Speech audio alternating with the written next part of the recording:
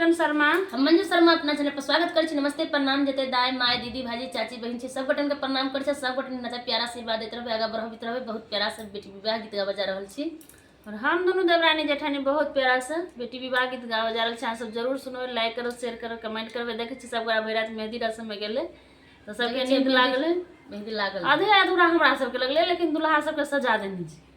तो अहाँ सब जरूर कमेंट करके बताएब कि गीत केहन लागल नहीं लागल। बहुत प्यारा सा गीत है, लेकिन अहाँ सब फुल वॉच करके सुनब, लाइक करब, शेयर करब, कमेंट करब।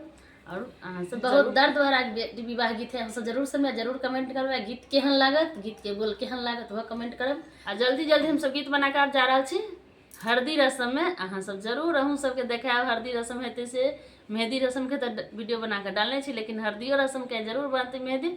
हल्दी रस्म तो राइते भगल हमरा सब गाँव में अपटन लगे छे दुल्हा के 5 दीदी सब अपटन लगबे छथिन।